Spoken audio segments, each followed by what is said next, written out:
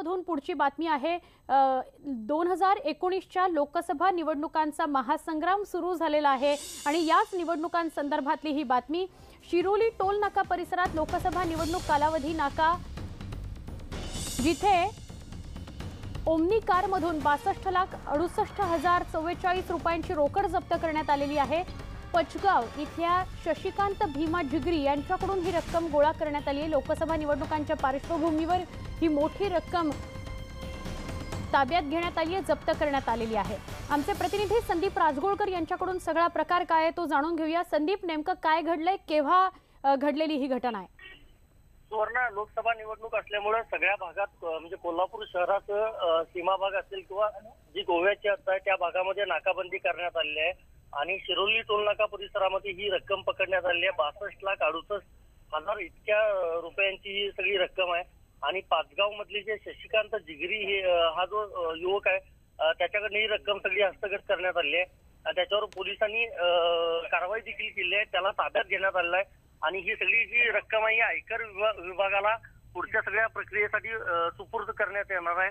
ही रक्कम कुणासाठी आणली होती आणि कशाची होती याबाबतची अजून कुठली माहिती उपलब्ध झालेली नाही। मात्र गेल्या 8 ते 15 दिवसांमध्ये कोल्हापूर पोलिसांनी धडक अशी कारवाई केली आणि आतापर्यंत जवळपास 1 ते 1.25 कोटी रुपयाची रक्कम देखील हस्तगत करण्यात आली आहे आणि ज्या युवकाला आता ताब्यात घेतलाय त्याच्याकडे कसून चौकशी कोल्हापूर पोलिसांनी सुरू केली आहे। धन्यवाद संदीप ही माहिती दिल्याबद्दल।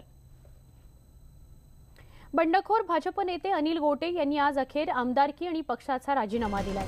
ते उद्या लोकसभा निवडणुकीचा अर्ज भरणार आहेत। धुळे महापालिका निवडणुकीपासून गोटे नाराज आहेत। गिरीश महाजन आणि सुभाष भामरे यांच्याशी त्यांचे टोकाचे मतभेद आहेत। गिरीश महाजनवर तर त्यांनी सातत्याने गंभीर आरोप केलेले आहेत। मी अजूनही मोदींचा कार्यकर्ता आहे, पण त्यांच्या नावावर जे लोक वाईट उद्योग करतायत त्यांच्याशी माझं पटणं शक्य नाही, अशी प्रतिक्रिया गोटेंनी न्यूज 18 लोकमतला दिली। आमच्याशी फोनवर बोलताना गोटेंनी गिरीश महाजनांवर गंभीर आरोप केलेत। आपण पाहूया अनिल गोटे न्यूज 18 लोकमतशी बोलताना काय म्हणाले। गेले अनेक दिवस नाराज होतात तुम्ही, अनेकदा तुम्ही नाराजी सुद्धा भाजपच्या एकूणच कोट्यात चाललेलं सगळं राजकारण तुम्ही नाराजीच्या माध्यमातून व्यक्त केलेलं होतं। आज अखेर कमळाचा साथ सोडलेली आहे तुम्ही।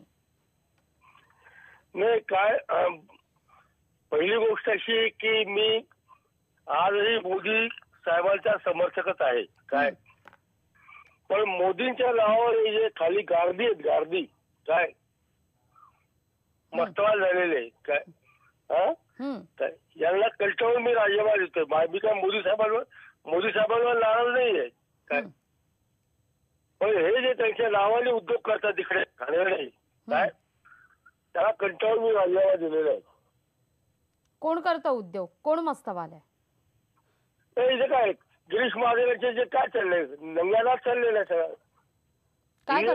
ईव्हीएम मध्ये घोटाळे केले त्यांनी काय ते सिद्ध झालं आणि मुख्यमंत्री तरी त्याला घेऊन फिरतात, कडेवर घेऊन फिरतात काय, याला काय अर्थ आहे का? हा काय पक्ष आहे का? सकाळी कोणाला घ्यायचं पक्षामध्ये लगेच संध्याकाळी तिकीट देऊन टाकायचं